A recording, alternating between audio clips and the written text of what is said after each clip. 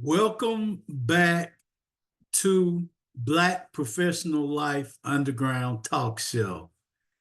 Uh, we are in the process of reviewing my first book in celebration of the second book. The first book is called the same name of this platform, which is Black Professional Life Constant Drama.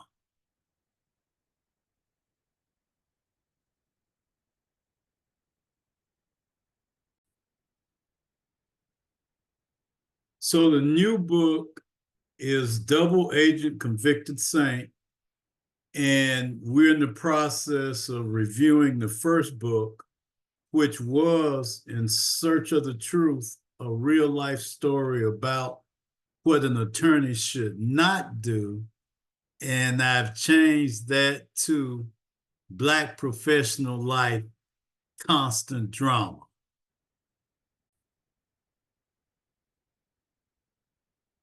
This is the picture from the cover of the book in my background. So as you see the new book, this was the first event that took place in the New Jones High School gymnasium in January of 2005. Let's get into the chapter. Chapter 2, this chapter is entitled Willie Goon, which is Bill Williams, the central character's nickname. We're going to start off at page 48 of chapter 2.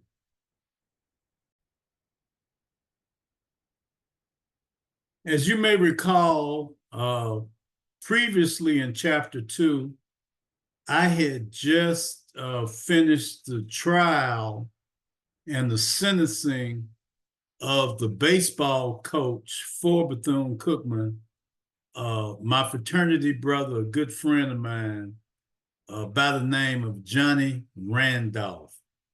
As I left his sentencing hearing, and he was convicted on a lesser charge than what he was originally charged for by the state attorney. We were successful in getting him a lesser charge of aggravated assault with a firearm. Couldn't get around that, mandatory minimum. So as I came back to the office, I found these two gentlemen waiting on me. And I read chapter 2, Willie Goon, Black Professional Life, Constant Drama. Let's take a look. Bob Billingsley and Bill Williams Jr. were seated in the waiting room. As soon as I walked through the door, Bill jumped from his seat and extended a hearty soul brother handshake. I scanned his physique, and wondered if I could take him in a game of one-on-one basketball. At 6'2", I didn't normally have to look up to many people, but Bill stood 3 inches taller than I and seemed to look down on me as he stroked his neatly trimmed salt and pepper colored beard. As successful Black men, the 3 of us knew how to speak in perfect white diction, but we reverted to the ebonies from our childhood at certain times during our conversation on that day. It built feelings of camaraderie. The 3 of us standing there in the waiting room probably wore $7,500 or more in clothes, jewelry, and watches. I love seeing successful Black brothers. That's why I had chosen to go to Atlanta to attend Clark College. After growing up in Little Rock, it expanded my horizons to see such large numbers of Black police, doctors, lawyers, and other types of professionals. In Atlanta, even the mayor was Black. Calls from Black-owned construction companies were nothing new to us. Often they showed up unannounced at our office with big promises and 100 variations of the same sales pitch, which usually started with, "Surely you want to help a brother out. I would have liked to help them all, but we were unable to find one that could meet the stringent requirements imposed by the federal government when it handed out money for construction projects." Tommy and the architect had scoured the United States looking for a qualified minority to participate. We were frustrated by the lack of a qualified pool of minorities to choose from. We were on the verge of giving up and advising the Board of Trustees that minorities for our size construction projects just were not available. Now, Anderson, Bill here is the kind of person who has the financial and professional capabilities to make things happen, Bob said. I don't know what the problem is around here. I told Bill to call Tommy and to talk to him about some of the college construction projects, but Tommy gave him the cold shoulder. As Bob kept talking, a tone of desperation creeping into his voice. Bill's company, Rensselaer Development Corporation, had done substantial work at Walt Disney World. Bob could vouch for Bill's professional qualifications. As a college trustee, Bob knew the board was pressuring Tommy and me to hire minority contractors for two big construction projects that were about to start on campus. One project would be a dorm and a classroom building. The other, a fine arts center. At the last board meeting, the trustees' executive committee had rejected Tommy's and my construction plans. The committee said our projections for minority participation were far too low. The recorded minutes of the meeting summed up their complaints. If a Black college does not have certain levels of participation, then how can we advocate such with other organizations? We must increase our efforts. This plan is unacceptable. Bring us something with higher minority percentages. The recently completed Science Hall Annex project was disgusting in terms of minority involvement. This is your man.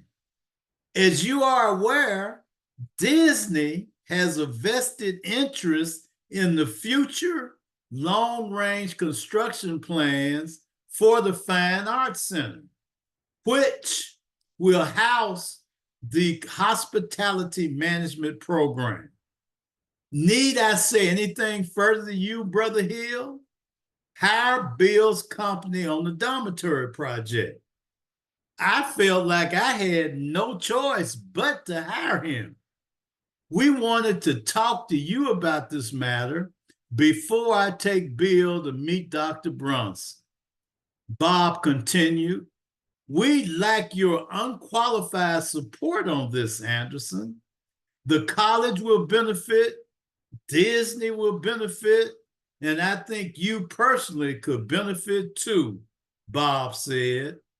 We couldn't award the whole project to Rensselaer because the college had already hired a local company, Allen Green Construction Company, to handle the $2.6 million project. However, as a major subcontractor on the Living Learning Center, Bill would be in an advantageous position to get the full contract for the next project, construction of a $2.8 million fine arts center paid for by the United States Congress in honor of the college's founder, Dr. Mary McLeod Bethune, 1875 through 1955. God rest her soul. Bob continued his speech. You know, the board has ordered you to get more minority participation. Just think what will happen if you do not do it. The board will probably look for someone who can do what we think is feasible, Bob said. I wasn't sure if this was a threat or if Bob was being overly dramatic. He leaned forward in the chair and lowered his voice to almost a conspiratorial tone.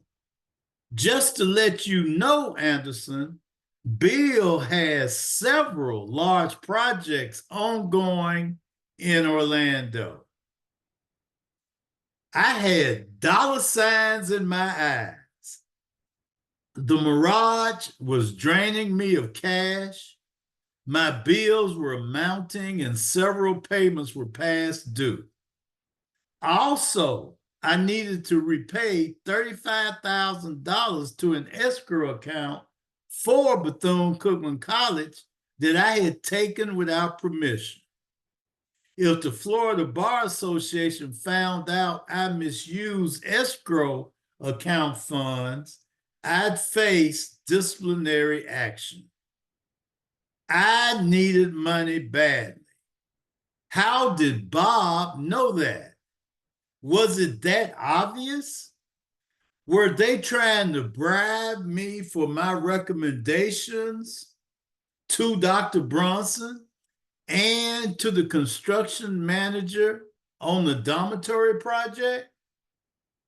The cocaine, I reasoned, was probably making me paranoid.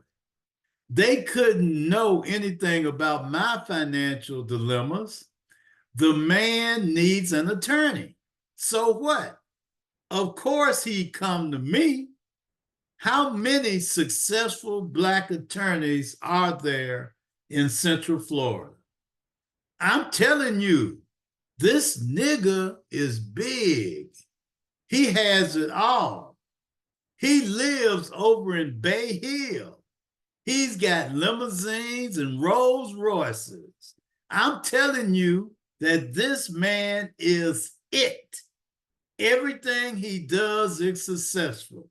So you better do yourself a favor and get to know him. Brother Hill, he can help you. I will recommend to Dr. Bronson that the college allow you to work on Bill's projects. What more can you ask for? Bill Williams looked so successful. How could anything go wrong? His whole demeanor spelled money. Since my days at Clark College in Atlanta, I had met many Black men and women who took a personal interest in me and helped me along. Somehow, I was blessed with a Midas touch. Surely, this was one of those times. Hey, I'm not just here to take the college's money, Bill said, sounding a bit defensive about my questioning. If I work for you, I will make significant financial contributions to the college. I believe in giving back to the community, especially to a great institution like this. How many white contractors have ever given something back to the college? Bill smiled his charming smile. So it sounds like we got a deal. Let's get busy. That I would learn was Bill's favorite saying, let's get busy. We all agreed a few drinks were warranted to celebrate our new business arrangement. On the way to the Mirage, I decided to show off a bit and drive past my house on the western edge of town, a short trip out of the way from the club. As the security guard waved my car through the gated entryway, Bill said, I'm telling you, boy, you're doing all right for yourself. I glowed in his admiration, especially because he was so much wealthier than I. Well, you know, I'm doing okay for an old country boy, I said with a chuckle.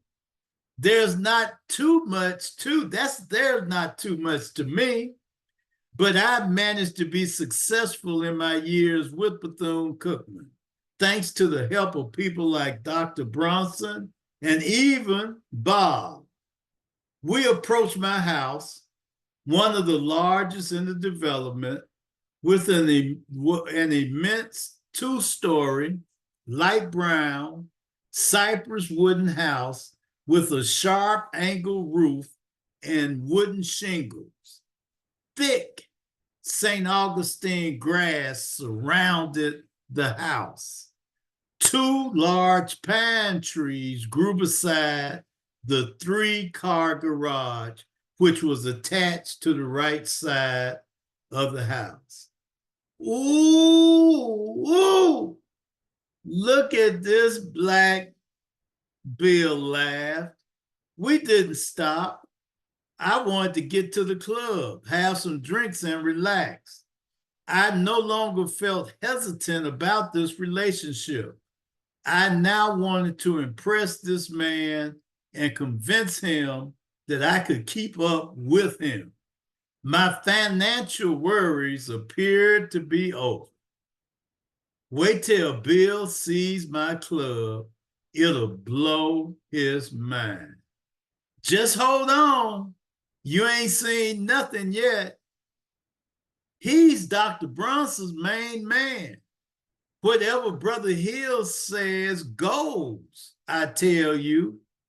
The staff swirled around us as we took a seat, bringing a steady stream of drinks. They could tell their boss was entertaining some important clients. Bill talked freely about his business ventures. He had so many projects in the works, I could devote a whole law practice to this man. Hey, Art, will you guess what? Bill said with the excitement of a young child. Art had been sound asleep. Man, what have you done now? You're always into something. When you call me this late, I know you found someone new to hook onto your leash. Finn, man, let me freak you, my brother. Today I met this nigga named Anderson Hill, and he is too bad. This boy has his hands on millions of dollars, and we can get rich. He has the coldest spot that I have ever been in. The place is in Daytona, but it should be in Vegas, Finn. I'm going to work this. He's going to be my attorney. Art responded in disbelief. You're going to hire a black attorney? I've never known you to hire a black attorney besides George Forbes. Is this boy on that level?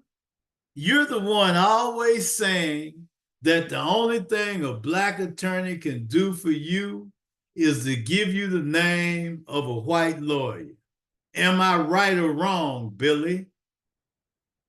Bill thought about all he already knew about Anderson Hill. Yeah, he's a country boy, all right. A country boy in way over his head in his line of business. Bill had learned to quickly discern someone's weaknesses and use them to his advantage. With Hill, there was a whole list to cultivate. Bill noticed right away that Hill had a drinking problem. Bill had told him on the ride over about Hill's rumored cocaine abuse, and that nightclub was sucking him bone dry. Bill knew no one made money off nightclubs.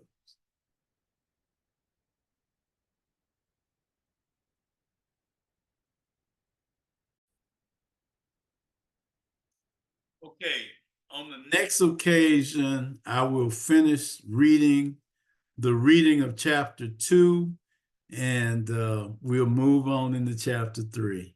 I hope you're enjoying this. God bless.